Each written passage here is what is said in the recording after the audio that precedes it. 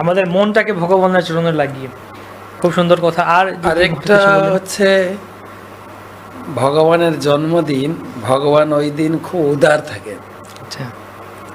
আর ভজনশীল ব্যক্তিরা তারাও সে লোভনীয়ভাবে যতটা ভগবানের কৃপা নেওয়া যায় আরও বেশি করে কথা শুনবো। প্রভু যেটা বললেন কৃষ্ণ বই, মানে আরও কয়েকটা অধ্যায় পড়ি, আরেকটু পড়ি। সেই জন্য আমাদের এখানে প্ল্যান করে করা হয় যে আমি 2টো অধ্যায় পড়বো, বক্তারা শুনবে, আরেকজন এসে 2টো অধ্যায়।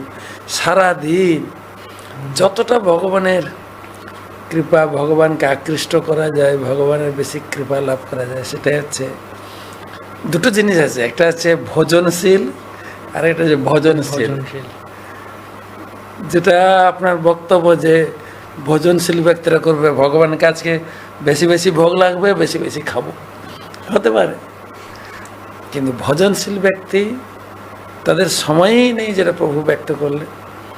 আজকে বেশি করে নাম জপ করব, আজকে ভালো করে ভগবানকে শৃঙ্গার করব, ভগবানের মন্দির সাজাবো, ভগবানের জন্য, ভগবানের এমনি মালা হয়, আজকে একটু স্পেশাল মালা গাঁথবো ভগবানকে ভালো ভালো পদ আজকে ভোগ রান্না করে খাওয়াবো। আমাদের ভগবানকে সন্তুষ্ট বিধান করার জন্য। যেরকম কারো যদি জন্মদিন হয়, তুই বস একটু গল্প করি, আজকে তোকে পাই না, তো আজকে তোকে আমাদের সঙ্গে পুরোটাই কাটাতে হবে। ঠিক এইরকম জিনিসটা যে আমরা ভগবানের কাছে, প্রভু যেটা বললেন ভগবানের কাছাকাছি থাকবো।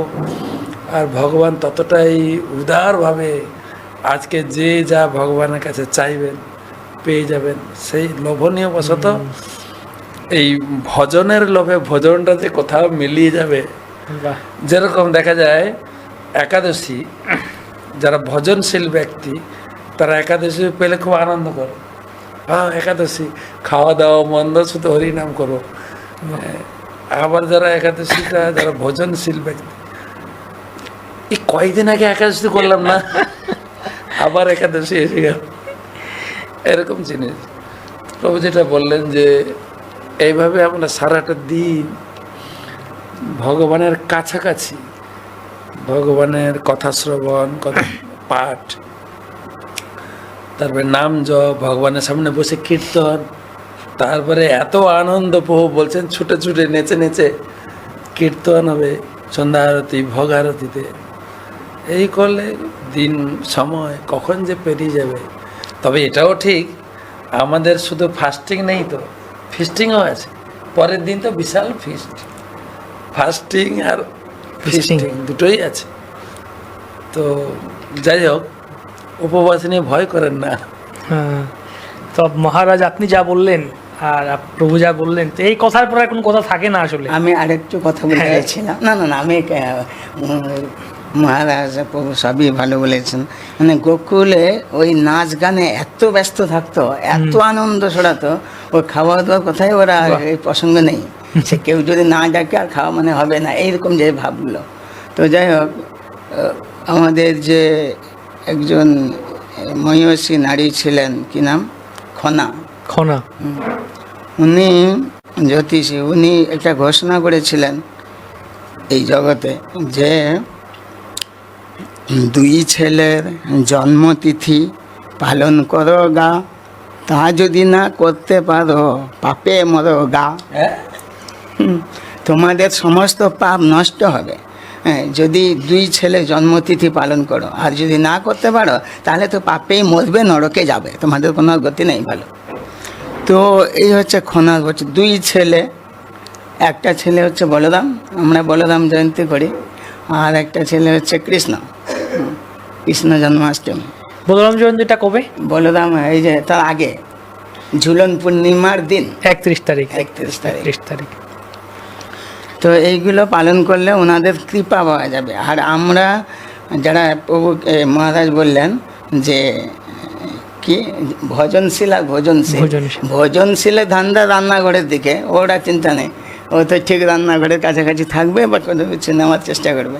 কিন্তু যারা ভজনশীল তারা ওই ভগবানের কৃপা, একাদশী দিন যখন একাদশীর কৃপা লাভের জন্য তারা সত্যিকারে বেশি লোভী। কিন্তু যারা ভজনশীল তারা কৃপা লাভের জন্য লোভী।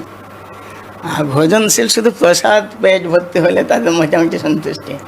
এই জন্য ওরা বলরামের কৃপা বা কৃষ্ণের কৃপা ওই লাভের জন্য ওরা ব্যস্ত থাকে। ওরা ওই দিন কোথাও যায় না, কিছু একটা যেচে যেচে বসে মালা গাঁথতে, যেচে এসে বলে মালা জপতে, যেচে এসে বলে পুরা বইটা আমি পড়ে ফেলবো, যেচে এইরকমই সব মনোভাব অনেক ভক্তকে দেখা যায়।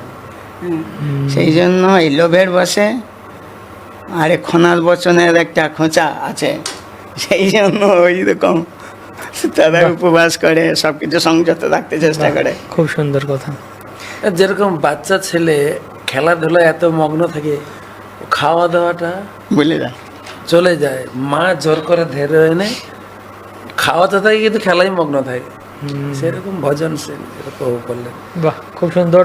তো মহারাজ এবং প্রভুগণের কথা শুনে আসলে আর কথা থাকে না এরপরে যে উপবাস কেন করবো করবো না, সবারই করা উচিত উপবাস। যেরকম বললেন আনন্দে, ভগবানের জন্মদিন আজকে, আজকে আমরা আনন্দে আর উপবাস করবো, ভগবানের ভক্তি করবো, ভজন করব। তাই এর উপরে আর কোনো কথা থাকে না উপবাস করবো কি করবো না। তবে তারপরও অনেকে আছেন যাদের উপবাস করতে সামর্থ্য নেই, শারীরিক কারণে পুরো তাদের জন্য কি বিধান আছে? যাদের শারীরিক কারণে সামর্থ্য নেই, করতে পারছেন না, বা বাচ্চা বা অসুস্থ বা গর্ভবতী আছেন বা বৃদ্ধ আছেন, তারা কি করতে পারেন? হ্যাঁ, যখন আমরা কোনো কিছু নিয়মের কথা বলি বা শুনি, তার ব্যতিক্রমও আছে। পরিস্থিতি অনুসারে, স্থান কাল পাত্র বিশেষে আমাদের সব কিছু। আমাকে খালি বারবার বললো উপবাস থাকতে, আর আমি পেট চৌ করছে, মরে যাচ্ছি, শেষে দেখা গেল আমাকে কোথায় কেউ অ্যাম্বুলেন্সে নেওয়ার জন্য চেষ্টা করছে, ওই রকম এটা ভক্তি না। ভক্তি বা এই সমস্ত ব্রত এগুলো যা যদিও অনেকটা তপস্যা, কিন্তু এটা সবসময় আনন্দময় ভক্তদের কাছে, আনন্দে থাকা। আমাদের কথা হচ্ছে স্বাভাবিক সুন্দরভাবে আমরা সাধন ভজন করব, যা যা সেবা কার্য সম্পাদন করব, এইটা হচ্ছে ভালো। কিন্তু কলিযুগের জীব আমরা অন্নগত প্রাণ, কিছু না খেয়ে যেন আর চলছে না, তখন তো আমরা না জপ করব, না কৃষ্ণ বই পড়ব, না কোনো ব্রত করব, ঘুমিয়ে পড়বো আর বিরক্ত হব, আর খালি ঘড়ির দিকে তাকাবো, দৌড় কখন কী হবে, দূর দূর দূর দূর করতে থাকবো।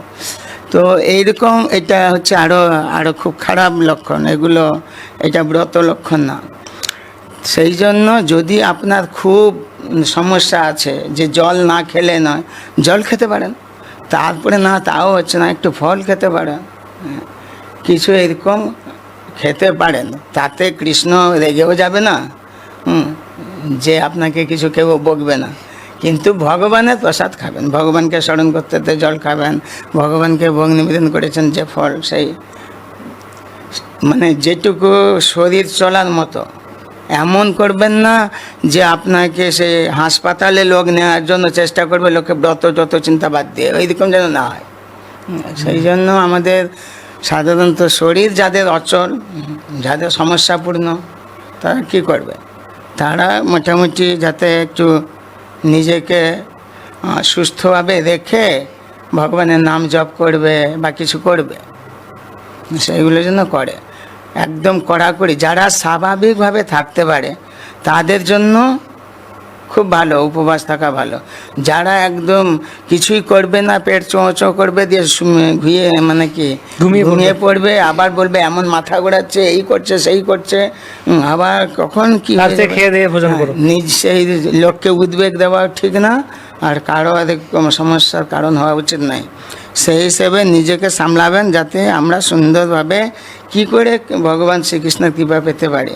সেই জন্য যদি একটু জল খেতে হয় খেতে পারেন, একটু দুধ খেতে হয় খেতেই পারেন, বা একটু ফল টল খেতেই পারেন, অসুবিধা নেই। আচ্ছা, খুব সুন্দর। কিন্তু এমন করবেন না, আমার তো খাওয়ার তো যখন বলেছে প্রভু, আমি এখন লুকিয়ে অনেক কিছু খেয়ে নিতে পারি, ওই রকম, ওইটা আরও একটা গণ্ডগোল, ওইটা ঠিক নেই। তবে যাদের ওষুধ খেতে হয় বারে বারে, ওষুধ অবশ্যই খাবেন, অবশ্যই। কিছু কিছু আছে না, খেয়ে ওষুধ খেতে হয়, অনুকল্প প্রসাদ পাবে, ফল মূল। অনেক সময় ঔষধে মহারাজ বিভিন্ন জিনিস থাকে, মেশানো থাকে, তো একাদশী কিন্তু শাস্ত্রে ওষুধ খাওয়ার বিধান আছে। ফল মূল, পয় জল, ঔষধ, ওষুধ আপনি অবশ্যই খাবেন, ওষুধটা বাদ দেবেন না। কারো সুগারের ওষুধ, কারো থাকে না ইমার্জেন্সি ওষুধ প্রতিদিন নিতে হয়, অবশ্যই ওষুধ খাবেন। কোনো একটা ভাবাবেগ জনিত এই ধরনের কিছু করা উচিত নয়। ভগবান বলেছেন গীতায় যুক্ত যুক্ত আহার, যুক্ত বিহার, সব কিছু একটা ব্যালেন্স, আমার শরীর স্বাভাবিক পরিস্থিতি সব মিশিয়ে আমি ব্রতটাকে করব।